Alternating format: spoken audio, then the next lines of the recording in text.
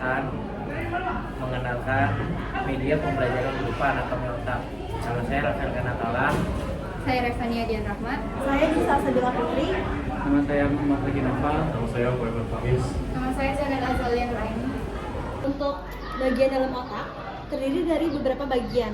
Yang pertama sini ada korteks cerebral, yaitu lapisan terluar dari otak besar yang memiliki tekstur berkerut, bertanggung jawab terhadap fungsi kognitif yang lebih tinggi seperti bahasa, memori, dan penalaran. Korteks cerebral juga berperan dalam proses informasi sensorik dan mengendalikan gerakan motorik.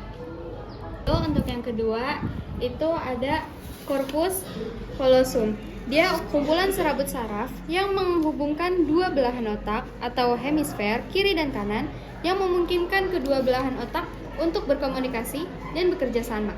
Tanpa adanya korpus, kedua belahan otak akan bekerja secara independen dan tidak terkoordinasi. Selanjutnya yang ketiga, ini ada gyrus cingulata. Itu bagian otak yang membantu kita dalam mengatur emosi, membuat keputusan, dan fokus pada sesuatu. Bisa dibilang seperti pengontrol emosi yang membantu kita tetap tenang saat stres. Lalu yang keempat ada talamus. Dia seperti pusat relay di otak. Talamus meneruskan informasi dari panca indera seperti mata dan telinga ke bagian otak yang tepat. 5. Ada otak kecil atau cerebellum. Otak kecil ini berfungsi untuk mengatur keseimbangan dan koordinasi gerakan tubuh. Misalnya saat kamu berjalan atau bersepeda, otak kecil memastikan gerakanmu tetap halus dan seimbang. Terus kemudian yang nomor 6, ini ada hipofisis, yaitu kelenjar kecil yang berperan seperti bos hormon, mengontrol berbagai hormon dalam tubuh yang mengatur pertumbuhan, metabolisme, dan reproduksi. Selanjutnya ada batang otak atau brainstem. Brainstem ini berfungsi sebagai menjalankan fungsi-fungsi dasar seperti bernafas, detak jantung, dan tekanan darah. Tanpa batang otak, tubuh tidak akan bisa bertahan hidup. Selanjutnya ada amigdala. Amigdala ini berfungsi dalam mengatur emosi seperti rasa takut, rasa marah, dan lain-lainnya. Selanjutnya saya akan menjelaskan hipotalamus bagian yang di sini. Hipotalamus itu seperti pengatur suhu tubuh. Dia itu mengatur rasa lapar, haus, suhu tubuh, dan siklus tidur.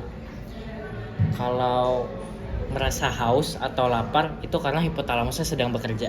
Selanjutnya adalah hipokampus yang terletak di sini. Dia itu bagian otak yang menyimpan dan mengingat informasi. Misalnya saat belajar untuk ujian, hipokampus membantu untuk menyimpan materi yang diingat. Jadi di sini kita membuat dua model, yaitu otak dilihat dari luar dan otak bagian dalamnya. Kalau otak bagian luar itu terdiri dari 3 komponen utama, yaitu otak besar, otak kecil, dan batang otak.